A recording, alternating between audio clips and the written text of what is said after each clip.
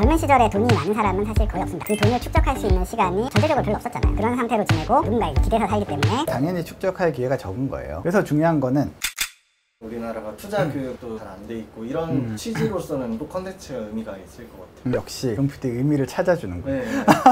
안녕하십니까, 남편한 세상의 남준구 변호사입니다. 저번 시간에 남의 페라리에 대한 얘기 했었고, 오늘은 돈에 대한 얘기를 해볼까 합니다. 저는 사람들이 돈의 의미와 돈의 가치 이런 것들에 대해서 사실 어렵지 않은데 외면하거나 오해하고 있는 부분이 많다고 생각을 했어요. 특히 이제 젊은 분들께 제가 생각한 게 전달이 되면 조금이라도 도움이 되지 않을까 해서 한번 영상을 만들어 보겠습니다. 우선 빈부의 격차, 이런 것들이 요즘에 이제 주제 중에 하나라고 생각을 합니다. 근데 이제 너무 많은 분들이 이미 벌어져 있는 현상, 이것에 매몰되는 그런 모습을 좀 보여주고 계신 것 같아요. 근데 돈이라는 것은 사실 원시 시대로 따지면 생명과 직결되어 있는 그런 존재거든요. 요즘 정말 안타깝지만 노년의 고독사도 많으시고 젊은 층의 고독사도 굉장히 많아요. 그러면 이제 젊은 나이에도 돈이 없으면 본인의 여러 가지 생활이나 행동에 제약을 받게 돼요.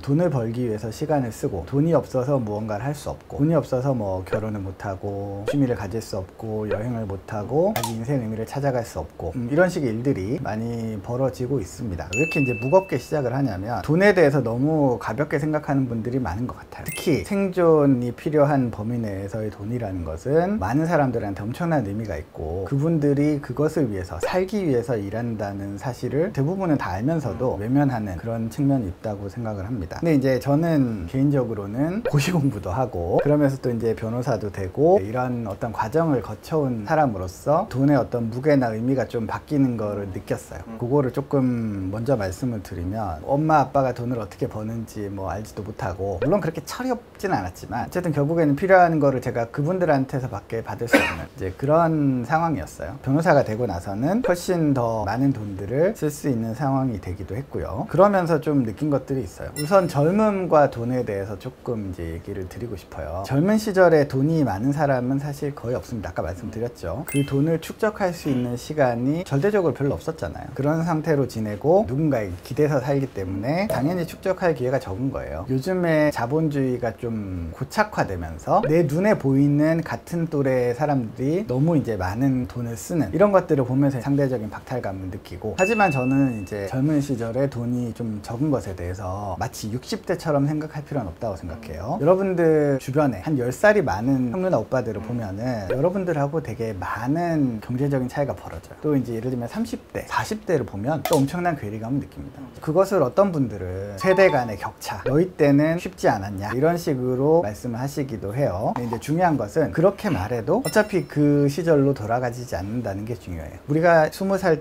때, 30살 때, 40살 때, 이때 우리가 벌 수 있는 돈의 양은 많이 달라진다는 얘기를 하는 거예요. 어떤 사람은 1번 운이 좋아서 돈을 벌 수 있겠죠. 2번 직업이나 능력이 좋아서 벌 수도 있고요. 세 번째로 또 다른 특출한 능력, 사업적인 능력이라든지 이런 것들 때문에 돈을 많이 벌 수도 있게 되는 거예요. 근데 어린 나이라는 게 좋은 이유는 뭐냐면, 운이든 학력이든 능력이든 기술이든 이런 것들을 쌓을 수 있는 시간이 많다는 거예요. 누구든지 현업에서 어느 직장에서 일해도 2년 3년을 일하기만 하면 능력이 많이 향상이 돼요. 능력만 향상이 되느냐? 인맥이 넓어져요. 우리가 컨택할 수 있는 기회가 더 많아집니다. 여러분들이 무엇을 가질 수 있느냐 없느냐는 결국 능력과 인성의 문제라고 생각을 합니다. 그래서 중요한 거는 시간입니다. 오늘은 그 얘기를 사실 하고 싶어서 시작을 한 거예요. 그리고 이제 남들이 같은 또래에서 조금 앞서가는 친구들이 있잖아요. 그 친구들을 보면서 아, 나는 이제 더 이상 안 되는 건가? 이런 생각을 하면서 이제 절망을 하게 되는 그런 경우들이 많을 거라고 생각을 합니다. 근데 이제 제가 드리고 싶은 말씀은, 중요한 거는 여러분들이 어떤 걸 하면 계속해서 발전하는 사람이 될 수 있을까? 사실은 스스로 잘 알고 있어요. 스스로 잘 알고 있는데 그 길을 못 가는 분들이 생각보다는 많죠. 하지만 뭐 이런 어려운 얘기를 떠나서 결국 돈이라는 것은 시간의 축적으로 인해서 만들어지는 것이라는 것을 조금 개념적으로 이해를 하실 필요가 있어요. 기본적으로 여러분들이 계속해서 모으는, 축적하는 그 과정에서 많은 것들이 쌓입니다. 이 얘기를 들으면은 시간에 대해서 좀 더 깊이 생각하게 된다고 볼 수 있어요. 근데 이제 어떤 거냐면, 여러분들이 이제 돈을 다룰 때 돈을 쓰는 것에 어떤 기준을 잡아볼 수 있다고 생각해요. 예를 들어서 알바를 했을 때 벌 수 있는 돈이 시간당 10,000원이다. 그러면 이제 그 10,000원으로 생계의 필수적인 행위를 하는 것은 전혀 부끄러운 일이 아니고 당연히 해야 되는 거예요. 이제 그것 이외의 소비, 소비에 대해서 한번 생각해 보실 필요가 있다는 거예요. 근데 그러면 그 소비를 함에 있어서 여러분들이 앞으로 이 돈을 모음으로써 얻을 수 있는 것들이 있다는 거를 같은 선상에 놓고 항상 비교를 해야 되는데, 젊을 때는 그것이 좀 잘 안 된다. 내가 이 3,000원으로 얻었던 만족이 사실은 굳이 나한테 필요가 없었던 만족이었다면 이 3,000원을 모음으로써 나의 시간, 18분 정도의 시간을 알바를 안 해도 되는 시간이거든요. 가급적이면 돈이 시간이라는 것을 생각하고 그 돈을 모아가는 과정이 중요합니다. 돈의 굉장히 좋은 특징이 5,000원 편하게 쓸 수 있잖아요. 5,000원을 100번 모으면 50만 원. 50만 원 편하게 쓸 수 있어요? 못 쓰죠. 결정하게 되잖아요. 작은 돈도 사실은 마찬가지라는 거예요. 여러분들의 시간이 이 돈에 응축되어 있다는 것을 깨달으면 그게 가능해집니다. 그럼 여러분이 돈을 어디에 쓰냐면 진짜로 원하는 데에 써야 돼요. 원하는 곳에 원하는 만큼만 써야 된다는 거예요. 그러면 우리가 이제 돈을 절약하는 방법, 근데 이제 그거의 가장 어떤 이제 쉬운 방법 중에 하나가 소비액을 제한해 두는 거예요. 150만 원을 벌었다 그러면은 방값, 식사비 이런 것으로 7, 80만 원을 쓴다. 70만 원이 남았다. 그것을 제한을 두지 않으면 이 70만 원은 반드시 다 쓰게 돼 있습니다. 그리고 더 신기한 거는 여러분들이 이제 대출 한도라는 개념을 알게 되잖아요. 대출 한도까지가 자기 돈처럼 느껴집니다. 근데 그게 왜 그러냐? 자기 마음속에 또는 물리적으로 어떤 한도를 두지 않기 때문이에요. 여러분들이 이제 그런 한도를 두면 그냥 쓸 돈의 한계를 딱 정해주시면 돼요. 근데 그 한도를 넘어서 쓸 수도 있죠. 근데 그 한도를 넘어서 쓰는 것들은 여러분들이 몇 번 더 고민하게 되는 거예요. 약간 현실적인 얘기인데, 결혼을 하려고 할 때 통장을 까보니까 돈이 없어. 어떤 기분이 드실 것 같아요? 이 사람의 인생이라든지 가치관에 대해서 의심하게 되는 거예요. 여러분들 스스로한테도 사실은 마찬가지여야 되는 거예요. 제가 계속 꼰대 같은 얘기를 하고 있어요. 알고 있어요.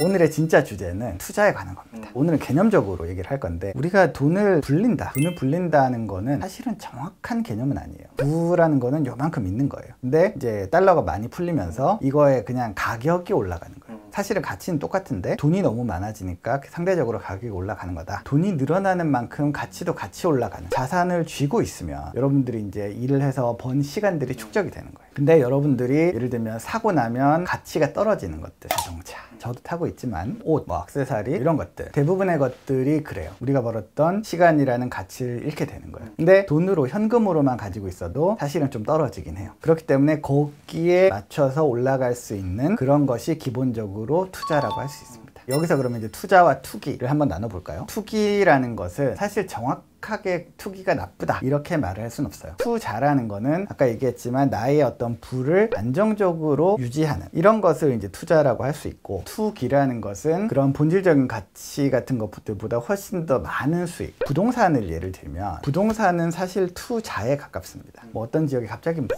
이렇게 자기만 오르는 경우들이 많진 않아요. 우리가 부동산 투기라고 해서 이제 처벌하거나 사람들이 경계해야 되는 건 뭐냐면, 남들이 모르는 기회를 빼서 하는 것들이 사실은 잘못된 부동산 투기가 되는 거예요. 하여튼 여러분들이 이제 어떤 기회가 됐을 때 기본적으로는 투자라는 것은 부를 유지하는 것이다. 자, 근데 이제 이렇게 말하고 나서 바로 얘기하기는 조금 이상하긴 한데, 그러면 여러분들이 이제 30대, 40대 또는 20대 후반부터 돈을 많이 벌 수 있는 기회들이 생겨요. 제가 이제 40대가 되면서 느끼는 것은 결국에는 사람들 사이에서 기회가 많이 생긴다. 내가 쓸만한 사람이라고 생각이 되면 주변에서 일을 같이 하자든지 어떤 기회를 주던지 그런 일들이 정말 빈번하게 벌어집니다. 그런 식으로 해서 돈이 이제 많이 생겨요. 또 여기 앞으로 무슨 일이 있을 거야, 비트코인이 얼마가 될 거야, 이런 식으로 이제 합리적인 예측을 하거나 어쨌든 어떤 형태로든 그런 기회들이 이제 생겨서 돈을 많이 벌 수 있는 기회가 생긴다. 그 말씀을 드리고 싶어요. 오늘 갑자기 이제 뻘소리 같지만 특히 젊은 분들의 돈과 시간에 대한 얘기를 좀 했어요. 그 얘기를 한 이유는 앞으로 여러분들 앞에 이제 펼쳐진 금전적인 기회,